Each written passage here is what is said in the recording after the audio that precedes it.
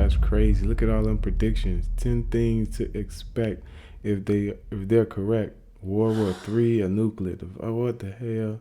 Imagine finding a book written almost 30 years ago, then realizing it described part of your world that you're living in today. Coincidence? Careful forecasting? Or something much more interesting? In this reaction video, we're going to look back at the predictions made decades ago, comparing them with today's world and asking an important question. Are we shaping the future, or are we simply following patterns that have always been there? Let's find out. We have to prepare for a more angry world, and I see the need for action. I see the need for a great reset. When you start looking around today, some of these ideas don't feel as far away as they once did. Conversations about global crisis, food shortages, cyber warfare, they're no longer just theory. The World Economic Forum often discusses scenarios involving systemic shocks, digital infrastructure attacks, and the need for a reset of the global system. You hear similar language from government reports, economic forums, and international policy meetings.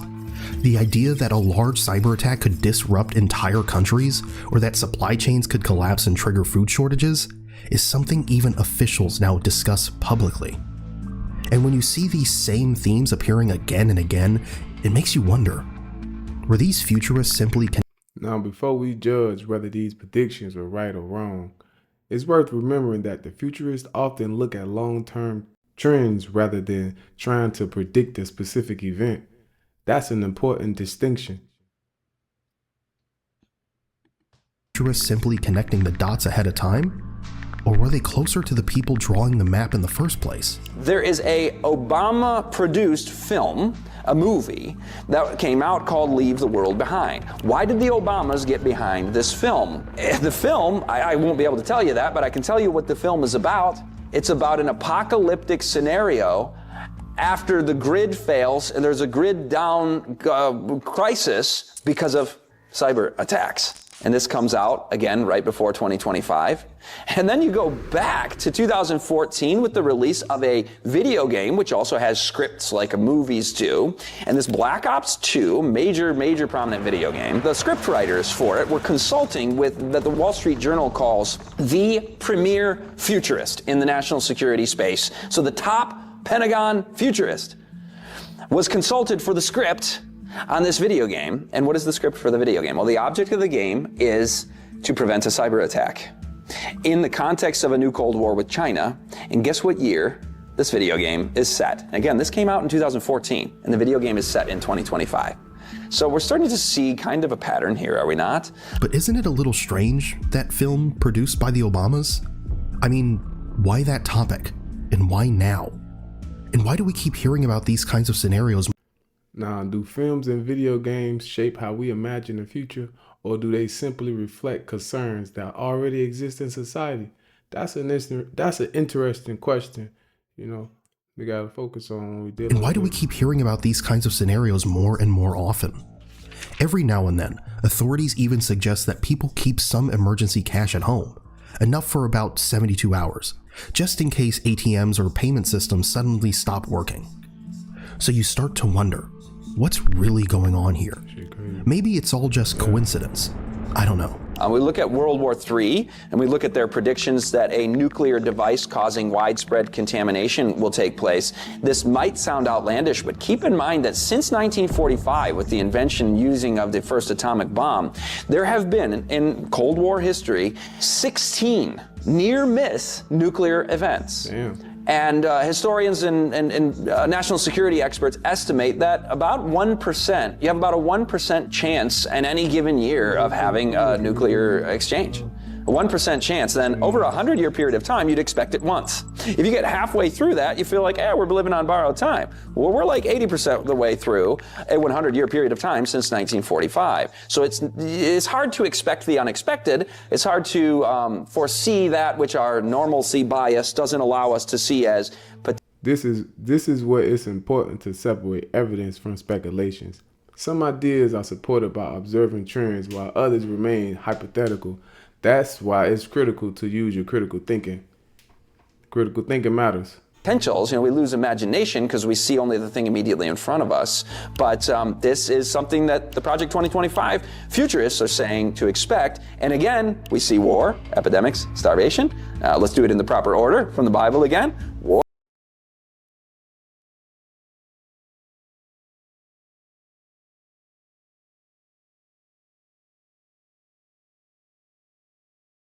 War, starvation, epidemics. Those are 3 of the 6 that are up there from that pale horse. God forbid something like that ever happens. I really hope they got this one wrong. But sometimes it almost feels like the scriptures are right on point. Now, here are the last 4 predictions we're supposed to expect. Listen to this. Now, the last 4 predictions that they make here, we got 10 things to expect if they're correct. Universal monitoring of business transactions. Smart ID cards. That's crazy. Look at all them predictions. 10 things to expect if they're correct. World War III, a nuclear. Oh, what the hell? That's a lot, man. All these predictions, bro. Look, one thing I always come back to is awareness. Isn't the same as certainty. Understanding possible futures can help us make better choices today, but it doesn't make these futures guaranteed. Universal. Smart cards will contain information such as nationality, medical history, perhaps even key data from one's genome, education and employment records, financial accounts, social security, credit status, and even religious and organizational affiliations. Now that might sound a little far-fetched, but remember, this book was written almost 30 years ago, and many of its predictions have already happened. So before we dismiss the rest, listen to this. The 9th one kind of sounds innocuous and not that big of a deal. It's just Social Security will be based on need only. The technical term for that is means testing for transfer payments or other forms of welfare. Means testing meaning only those who need it will get it, and they're making a prediction that will be the case with Social Security. Some people might be a little have their feathers ruffled by that notion, but I'm not meaning to get into the economic political debates about that. I want to bring this out because if they will means test it, then they will also be willing to take the next step, and that is ideological testing. Happened with the truckers in Canada. Bank accounts frozen. The targeted group, anybody who is the other, who is the demonized group of the day, can have now the precedent has been set in the West to be debanked, to have payment processors taken, to be prohibited from platforms that are kind of in that woke ideology at the moment. And so the fact that they're saying, well, you're not going to get your check unless you need it, that can step right next to the next stop on that journey toward tyranny. You're not going to get your food. You're not going to be provided for in a context of scarcity and famine. Now, I don't even know which one is scarier, because honestly, all of them are terrifying. But it does seem to be getting clearer, doesn't it? They wrote about things like this almost 30 years ago, and today we keep seeing the same themes everywhere. In movies and video games. Some people call it predictive programming, the idea that certain scenarios are introduced in culture first so that when they eventually happen, we're not that surprised. Now, I'm not making any claims here, but you do start noticing similar conversations popping up everywhere. Technologists talking about the future, even people like Elon Musk discussing ideas like universal basic income. Some billionaires quietly building underground bunkers, and more of these signals appearing at the same time. So, what's really going on? What are they preparing for? What do they know all this already that we happening, don't? like right now? Anyway, so, let's keep going, because what comes next is very interesting. This kind of leads right into another one while we're on number 9 about the Deagle Corporation. It's happening. This was a major intelligence outfit that they were cited by and utilized by Stratfor, which is probably the biggest global intelligence corporation there is.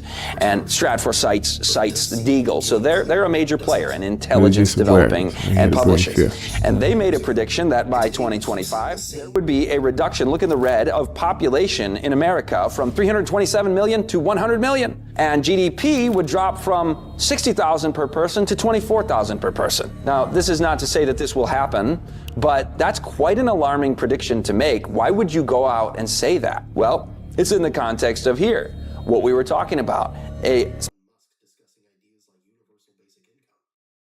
mass starvation and global currency and major war and epidemics and cyber attacks. This is where you see massive population reductions and economic collapse. But I love their little disclaimer here. They first, this isn't the disclaimer, that'll be on the next slide, but first they say this: the collapse of the Western financial system will wipe out the standard of living of its population while ending Ponzi schemes such as the stock exchange and the pension funds. Take into account that the forecast that they've made here is nothing more than a model, whether flawed or correct. Okay, here's their disclaimer. It's not God's word.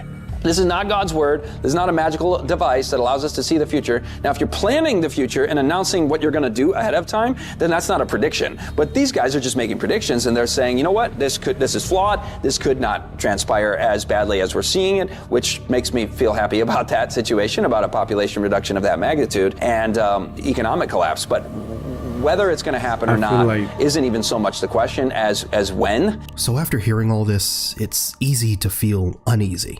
A book written almost 30 years ago talking about pandemics, digital currencies, cyber attacks, global crises, and somehow many of those things showing up in our world today. Maybe it was just a group of futurists connecting the dots. Maybe some of these scenarios were exaggerated. Or maybe they simply understood the direction the world was already moving in. But there is something important to remember. Predictions are not destiny. History has always been shaped by the choices people make along the way. Every generation has faced moments that look dark, uncertain, even frightening. Hey, that's kind of happening right now. Humanity kept moving Elon forward. Musk became the richest man in the so world. maybe the real value of looking at things like this isn't fear. Maybe it's awareness. Because the more aware people are of the world around them, the harder it becomes for anyone to quietly decide the future on their behalf. In the end, the future isn't written in a book from 1997. It's written by the billions of people living through it right now. And that might be the most important thing to remember. Yeah, I don't think. I think the people that's in the higher ups, they dare and they like be trying to push out their agenda so it can happen. You know, I don't think it's more so of following trends, man. And just build awareness. That's all I'm trying to do. But yeah, I feel like in my personal opinion, these higher ups they be pushing out their agenda. And when they tell you what they gotta tell you before they do it. And you either get with it or lay down. So yeah, but it's your boy Mr. Mexican Man 369. I hope y'all like this content. Let me know in the comments below if y'all do. Hey, I love y'all. Y'all have a good day. And I am real. See all my fingers? Peace.